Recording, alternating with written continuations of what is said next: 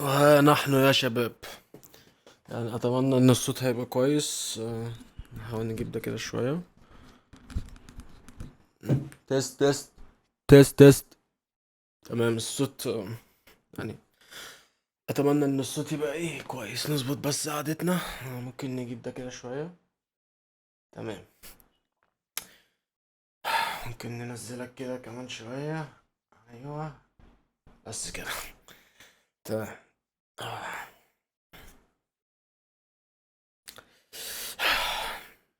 السلام عليكم.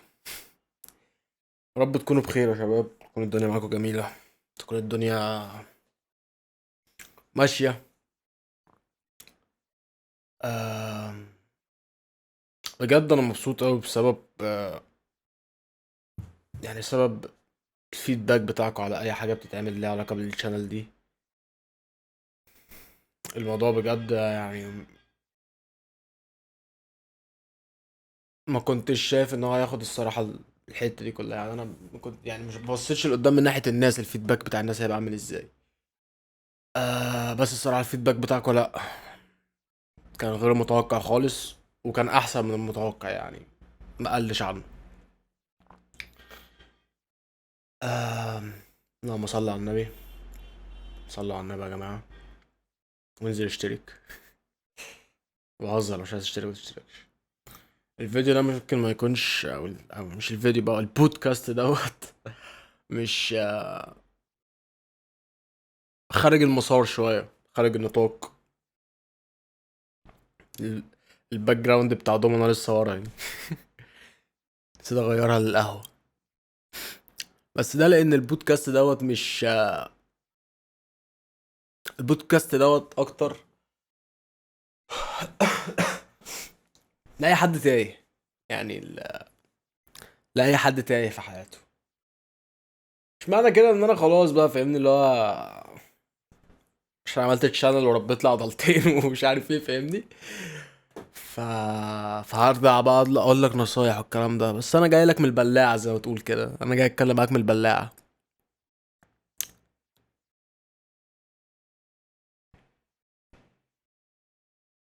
المحور بتاع الموضوع كله في نقطه الصفر. فعلا نقطه الصفر هي اللي بتعمل كل حاجه معاك. انا تقريبا هخلي عنوان البودكاست دوت او عنوان الفيديو دوت على اليوتيوب، ليه بنرجع لنقطه الصفر. تقريبا ده هيبقى اسمها، هيبقى عنوان الفيديو يعني. فاحنا ليه بنرجع لنقطه الصفر؟ بما اننا هنشرح هنتكلم كتير، ف عايز اقول حاجه الاول قبل اي كلام. اسف لو انا طريقتي بايخه شويه او ممله في الكلام، بس يعني انا الصراحه مش كاتب اي سكريبت ولا حتى كاتب حتى مقدمه للبودكاست دوت ولا عناصر ولا اي حاجه. لا، انا طالع اتكلم معاك، يعني انا مش طالع اعمل حاجه معينه. حتى كرولوس يعني بصور بالتليفون، حتى كرولوس قال لي نقعد نصور بالكاميرا. قلت له لا، انا عايز اقعد كده مع نفسي. مش عايز حد معايا. عايز اقعد مع نفسي كده، عشان في كلام معين مش عارف يطلع غير وانا قاعد لوحدي على السطح اللي في العمارة اللي قدامنا. في حمام بيجي يقف كده، بيبقى شكله حلو قوي. المهم،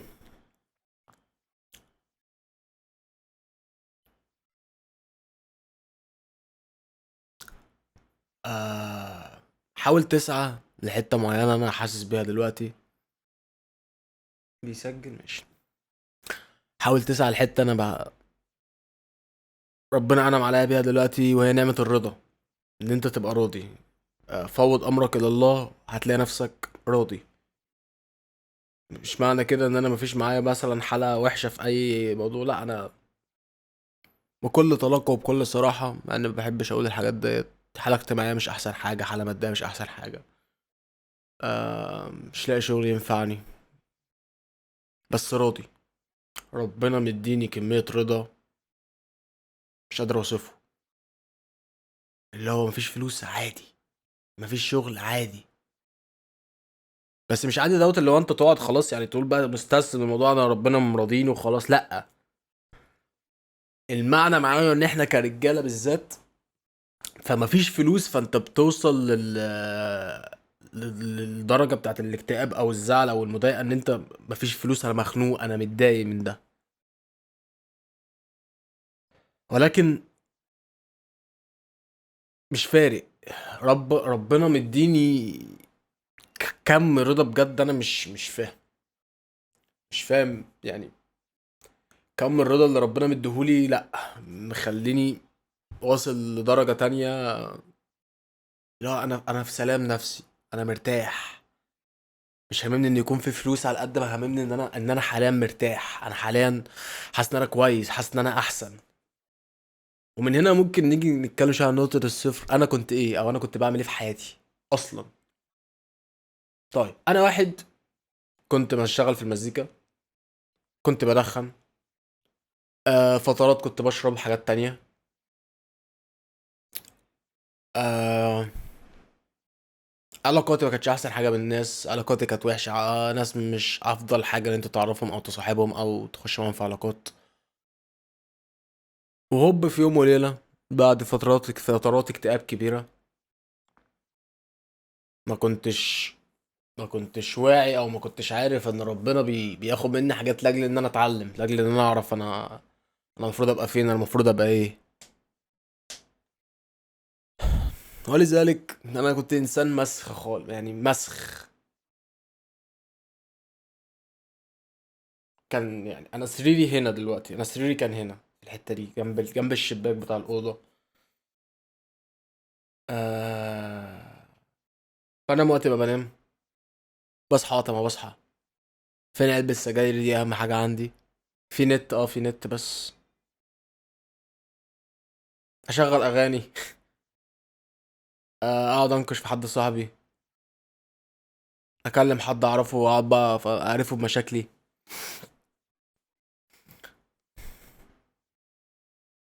لحد ما جيت في وقت من الاوقات قلت طب وبعدين، يعني مش هنفضل كده، يعني مش هنفضل كده في النقطة دي يعني. مش مرتاح، مش عاجبني حالي، مش مبسوط. وما كنتش بصلي، انا قعدت، يعني ربنا يسامحني ويغفر لي، انا قعدت سكه مثلا 4 سنين ما بصليش حتى جمعه، صلاه الجمعه حتى ما بصليهاش.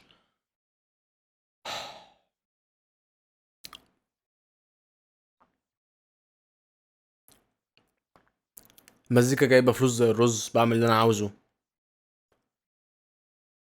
ولكن مش مرتاح. فتره في فتره في فتره، بالصدفه عرفت قناه استاذي احمد ابو زيد. دخلت اتفرجت على الراجل ده، عجبني طريقه كلامه، عجبني. انا بحكي لك ملخصات برضك، مش داخل لك بتفاصيل قوي برضك، عشان وقت الحلقه دي ممكن يبقى كبير شويه، او الله اعلم الصراحه. ممكن ازهق منك في النص واروح اقفل. آه...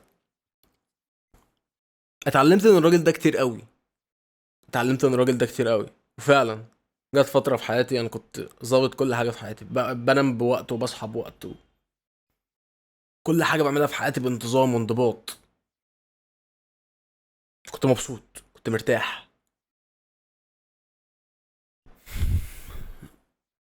كنت واصل لدرجة مثلا مع اصحابي ان انا بقابلهم كل يوم جمعة، بنزل اقعد معاهم ساعتين بالظبط، واخد بعض الساعة 8 بالليل اروح عشان الحق اركب اروح قبل ما الساعة تيجي 10 عشان الحق انام، لان انا بنام 10 وبصحى 5 ونص الفجر. انا مش بقول لك الكلام ده عشان تعمل زي، انا عايز اوصل لك مغزى معين جاي له في السكة. جت فترة بعدها انتكاسة، بعد كده شوية كبوات، تعب ابويا، مع انا تعبان نفسيا، كام حاجة حصل خرجتني عن السياق اللي انا كنت فيه. ما عرفتش ارجع على طول، كنت كل لما اجي ارجع بفشل، كنت كل لما اجي ارجع بفشل، وكنت ساعتها بطلت تدخين، رجعت تاني للتدخين. مشاكل مع اهلي، مشاكل مع صحابي، مشاكل ان مفيش شغل، مشاكل ان انا انزل شغل انا مش مستحمل ان انا ابقى. لما سبت المزيكا كان عندي حتة اللي هو انا مش لسه مش عارف ان انا ابقى مدرك ان انا فعلا انا سبت شغلانة او سبت حاجة انا كنت بعملها، لاجل ان انا اشتغل تاني بس عند حد واخد مرتب معايا، مع ان المرتب اللي باخده ده كنت ممكن اخده في يومين تلاتة. الشيطان بقى لما يلعب في دماغك، فاهمني. وفعلا المزيكا كانت بتجيب لي فلوس حلوه قوي، ما كانتش مخليني محتاج حاجه. سبحان الله، انا سبت المزيكا وانا معيش جنيه في جيبي. معيش جنيه في جيبي حرفيا. ثانيه بس اجيب ميه اشرب.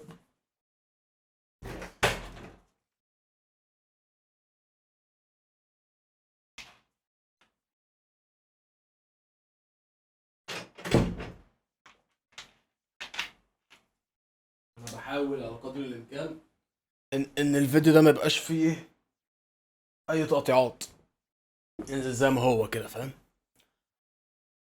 يتلون بس ويتكل على الله. ف قعدت فترة كبيرة فشل فشل فشل فشل فشل فشل فشل فشل. والفشل بالنسبة لي ان انا مش قادر اعمل حاجة، مش ان انا نجحت قدام الناس في حاجة، لا انا بيني وبين نفسي حاسس ان انا فشلت في حاجة. حاليا انا في عين نفسي ناجح، انا دلوقتي حاليا انا في عين نفسي ناجح وناجح قوي. ومش مضطر ان انا ابرر لك. مش مضطر ان انا ابرر انا ناجح في ايه ولا ناجح لايه ولا نجحت في ايه، عشان انا مش مضطر اقول لك حاجة. مش مضطر. اللي انا بعمله او اللي انا عملته او اللي انا عايزه انا عملته وعوزته وشفته وكل حاجة عشان نفسي. ربنا خلاني اؤمن وايقن ان هو مفيش حد غيره هيبقى جنبي. مفيش حد في الدنيا هيمدلك ايده. مفيش حد في الدنيا كلها هيساعدك، او لما يلاقيك واقع هيقول لك انا هقومك وهبقى جنبك. مفيش حد هيعمل كده. انا كنت فاكر ان في ناس كده، ما لا. لان انا بشكل او باخر انا كنت بعمل شبه كده مع الناس، ولكن ما لقيتش اي حاجه لما وقعت. مش معنى كده ان اصحابي ما كانوش جنبي، صحابي كانوا جنبي. اهلي ما كانوش جنبي، مش هكدب عليك، اهلي ما كانوش جنبي. وما زالوا مش جنبي.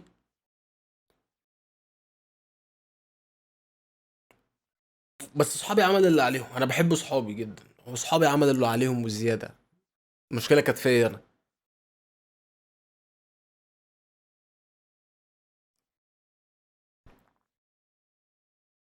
قعدت فتره بقى، انا قاعد في مكان في العاشر من رمضان، يعني اللي قاعد في العاشر من رمضان هو تقريبا عارفني بنسبه كبيره، فانا عارف انا قاعد فين.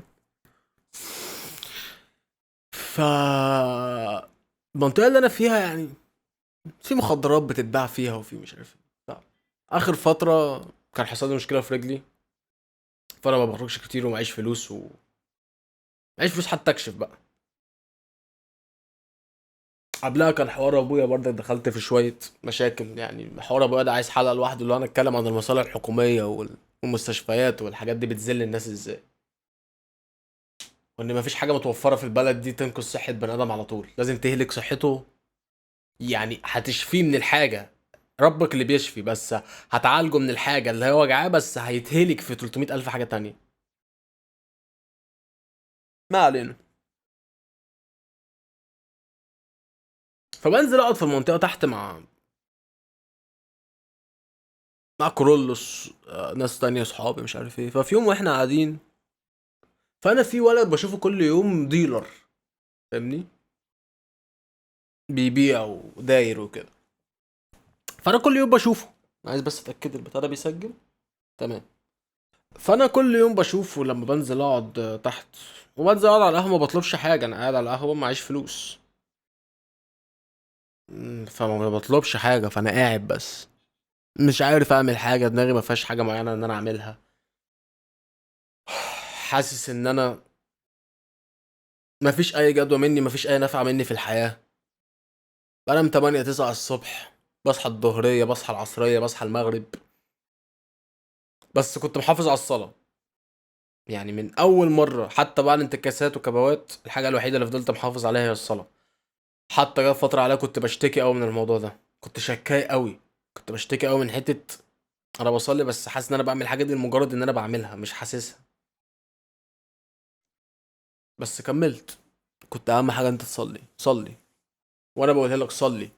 صلي حتى لو انت مش قادر، صلي حتى لو انت مش شايف ان في نفع من ورا الحوار ده، شايف صلي. حتى لو انت شايف ان مفيش جدوى، صلي.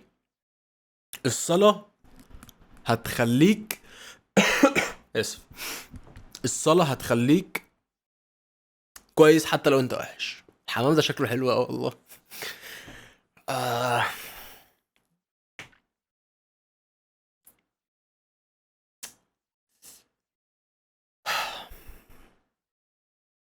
المهم الديلر دوت، جيت في يوم كده بصيت له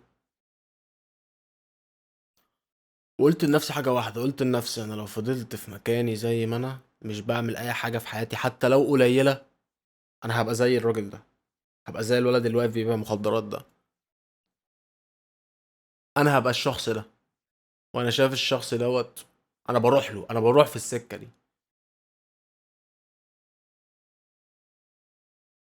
قلت له كرولوس، بالك يا كرولوس، تيجي نعمل فكرة واحد اتنين تلاتة اربعة. وقتها اكتشفت ان انا لما عملت الموضوع ده ان انا كان كل المشكلة اللي معايا او الحاجة اللي بتخليني مش متظبط هي حاجتين مش حاجة واحدة، ان انا فاضي وان انا مش ظابط نومي.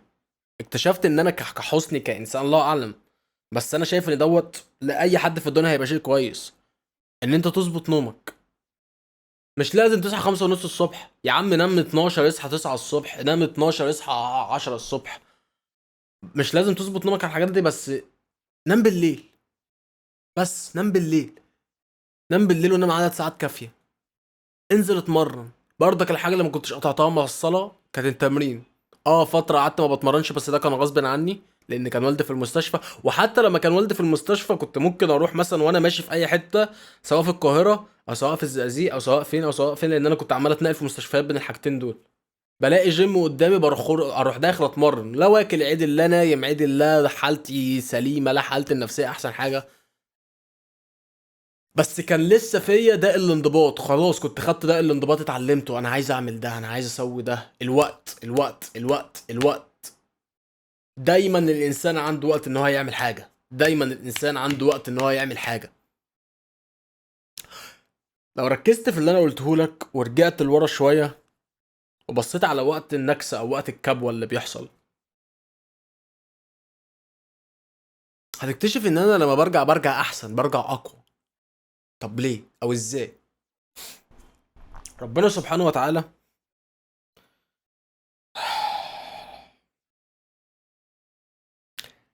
كانت دعوتي دايما لا يا رب بارك لي في صحتي وعافيتي، وارزقني القوة والحكمة. اكتشفت ان ربنا مش هيديك الحاجات دي بالطريقة السهلة. لا.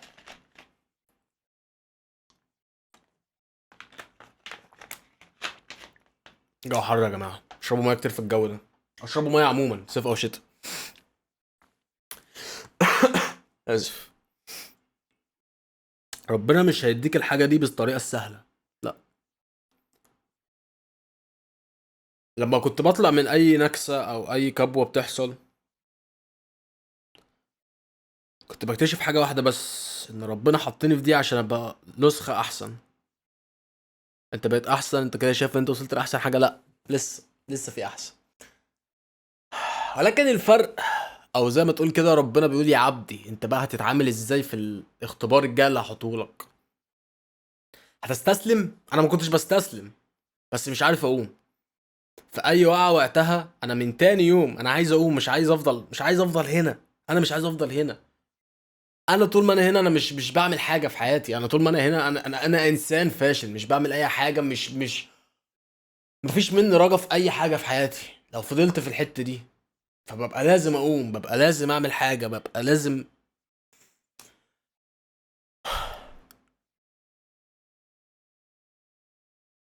انا ما اتخلقتش عشان ما ابقاش ولا حاجه، عشان انا اسف، انا ما اتخلقتش عشان ابقى عشان ابقى ولا حاجه. لا، انا اتخلقت عشان ابقى كذا حاجه وحاجات كتير. انا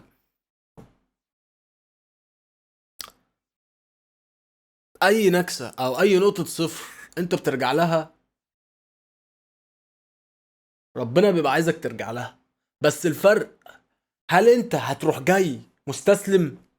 يعني تقول خلاص انا وقعت، انا هكمل بقى، انا هفضل واقع، انا هحب دور الضحيه، انا هفضل تحت مش عايز اطلع تاني فوق.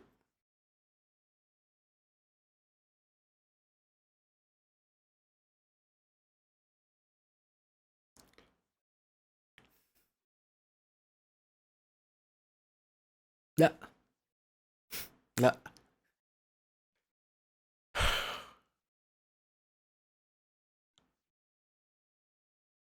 ما ينفعش تقول انا هستسلم، ما ينفعش.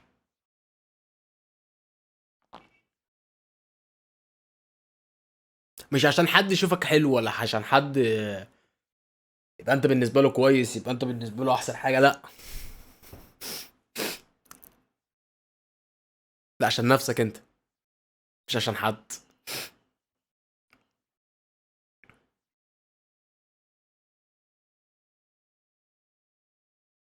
احنا اتخلقنا رجال عشان نبقى اشداد. اشداد ايه؟ اشداء. راجل شديد، راجل يستحمل، راجل قوي ناشف.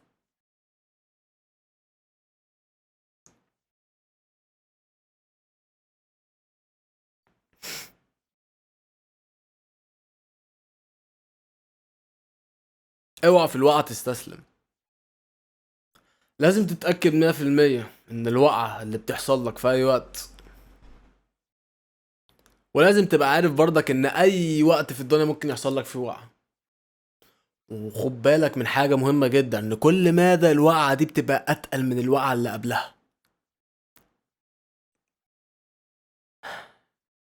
انا عارف ان انا وقعتي الجايه هتبقى تقيله قوي قوي قوي، بس لما اقوم منها هبقى احسن بكتير قوي قوي قوي قوي.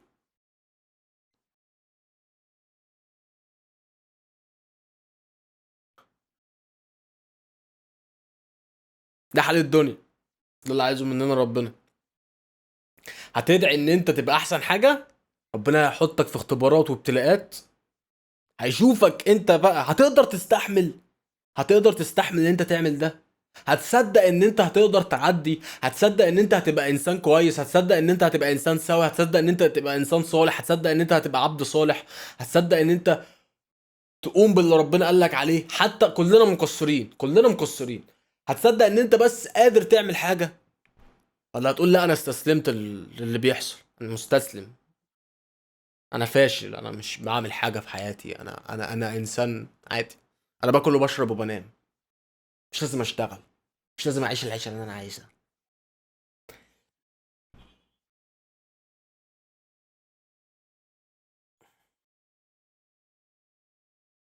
وبطل تكون شكاي. يا عم اشكي، بس اشكي مثلا يعني،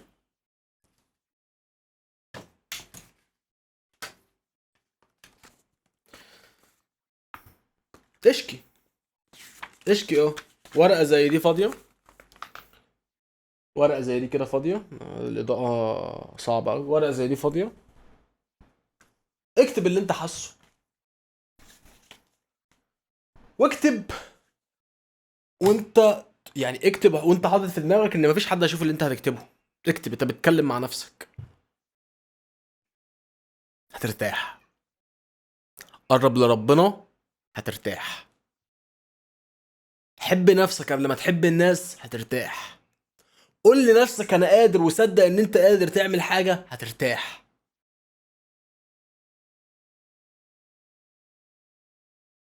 محدش بيحب حد يشكي همه لحد. ممكن اكون قلتها غلط شوية بس،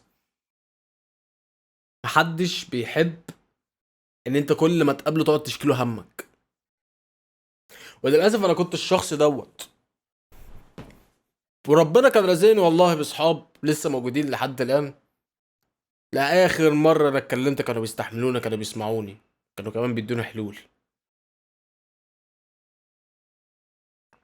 كنت بسمع حلول، بس انا ما كنتش شايف ان العيب فيا، كنت دايما عمال ارمي اللوم على الناس، على الدنيا، على البلد، على الشغل، على الاهلي، على البنت اللي انا كنت عايزها، على كل ده. كنت عمال ارمي اللوم على كل دوت. طب هو كل دوت غلط يعني وانت اللي صح؟ يعني انت شايف كل الناس دي غلط وانت اللي صح؟ انت اللي ما فاكش ولا عيب؟ انت اللي خلاص؟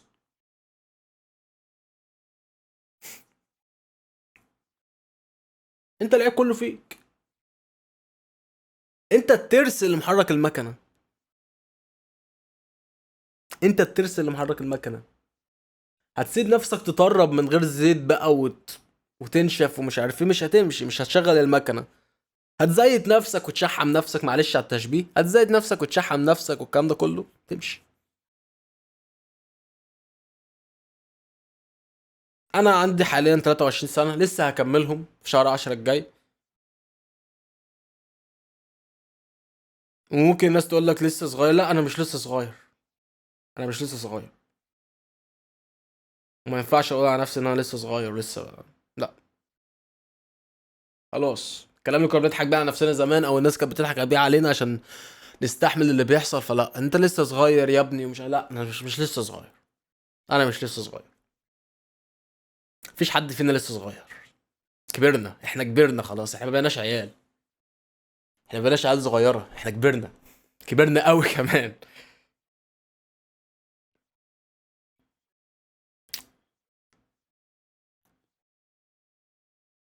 كنت عايز اقول حاجه ونسيتها، معلش بقى يا شباب،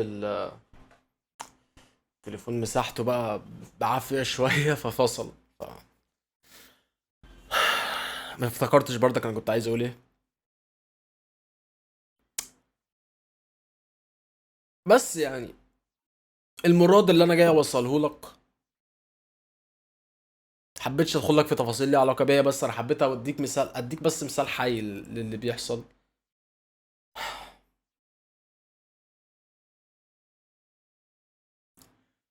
ما تستسلمش لما تلاقي نفسك وصلت لنقطة صفر، ما تستسلمش لما تلاقي نفسك وقعت، ما تستسلمش لما تلاقي مفيش حد جنبك.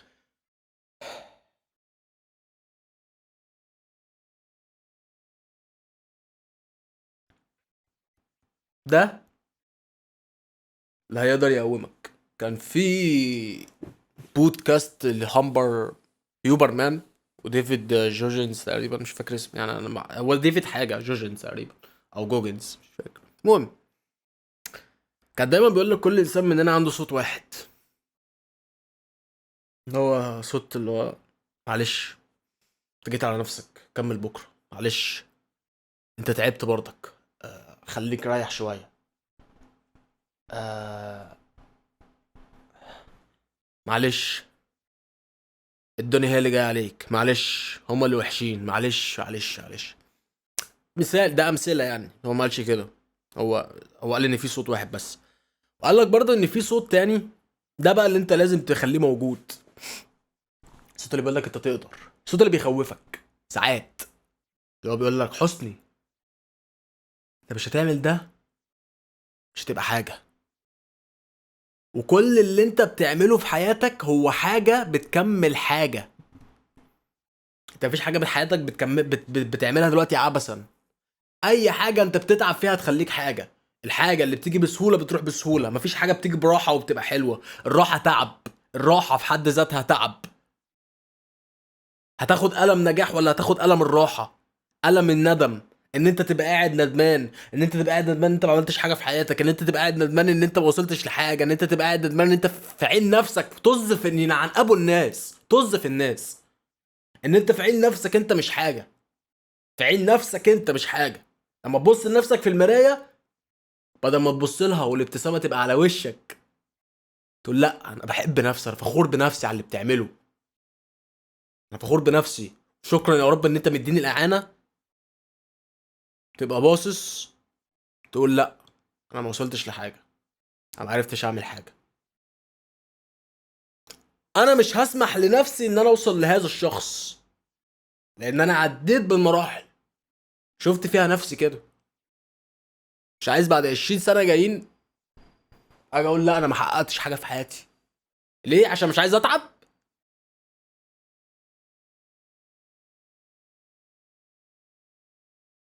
مش عايز اتعب، عايز الحاجه تيجي بالراحه، مفيش حاجه هتجيلك بالراحه، مفيش حاجه هتجيلك بسهوله، مفيش حاجه هتيجي في الحياه ديت فيها مكسب او فيها نجاح ليك الا لما تاخد منك حاجه وتاخد منك تعب وشقه، سنين مش ايام ولا شهور.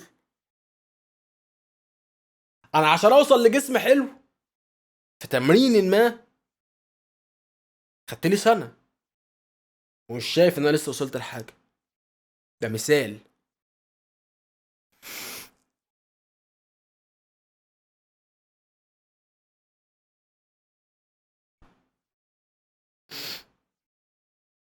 هتعيش دور الضحيه، ما تلومش حد غير نفسك. ما تقولش اهل السبب، ما تقولش صحاب السبب، ما تقولش الشغل السبب، ما تقولش الفلوس، ما تقولش البلد، ما تقولش اي حاجه، ما تقولش اي حاجه. اعمل اللي يخليك في عين نفسك انت ناجح. اعمل اللي يخليك في عين نفسك انت حاسس ان انت فعلا، لا انا عملت حاجه، انا وصلت لحاجه، انا بقيت انسان، انا بقيت بني ادم بيفكر وبيحس، مش عبد. كلنا عباد الله، مش عبد لملذات وشهوات الدنيا وحاجات في الدنيا. بنضعف، بنضعف، بنغلط، بنغلط، بس ارجع، اغلط وارجع، اغلط وارجع. مفيش حد معصوم من الغلط، احنا مش رسل ومش ملايكة. مفيش حد معصوم من الغلط، احنا بنغلط وهنفضل نغلط لحد يوم ما نموت ما نغلط. الاهم ان انت، مش فاكر مين اللي كان قال المقولة دي، بس الاهم من ان انت تعبد ربنا وتبقى صالح لأبعد مدى، ان انت تفضل، الاهم من ده ان انت تفضل على طريقه لحد ما تموت. حتى لو ما وصلتش للكمال، مفيش حد بيوصل للكمال. يا اخويا افهم، مفيش حد هيجي يشدك، مفيش حد هيجي يقول لك يا اخويا تعالى، تعالى هنقوم وهنكسر الدنيا. انا كنت بترمي في الاوضه دي بالاسابيع، محدش هيجي يقول لي تعالى مفيش. مفيش حد هيجي يقول لك انا هقومك، مفيش حد هيجي يقول لك انا هساعدك. انت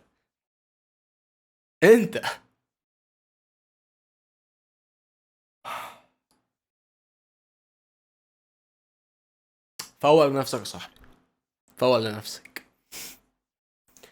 فوق لنفسك، شد نفسك، مفيش حد هينفعك.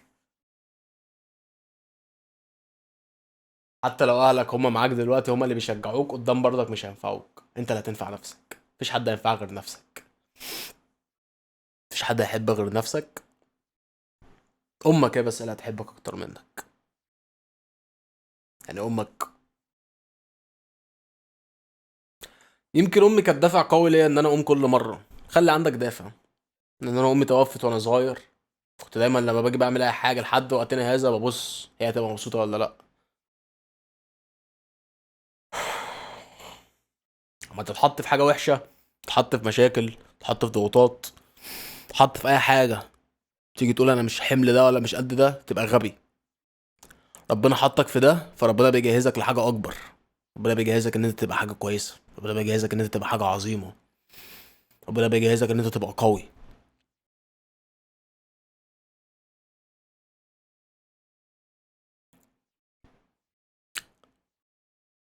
يا رب.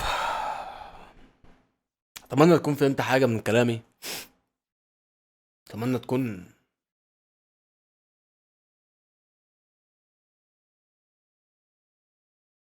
شد نفسك يا صاحبي، شد نفسك، شد نفسك عشان محدش هيشدك. ومتحرك، ومتحرك واحفر في الصخر، احنا لسه في صحتنا، احنا لسه بصحتنا. قوم اتحرك، كسر، كسر، انت لسه.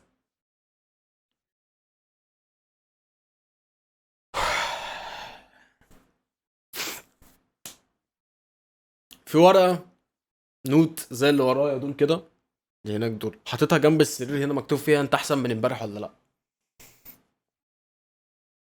ما بخشش انام غير وانا ردد على السؤال دوت بايوه. ما بخشش انام غير وانا ردد على السؤال ده بايوه. انا مش بقارن نفسي بيك، انا مش بفرض عضلاتي عليك، بس انا جاي لك من البلاعه وبقول لك لا، ما تفضلش فيها، ما تفضلش في البلاعه.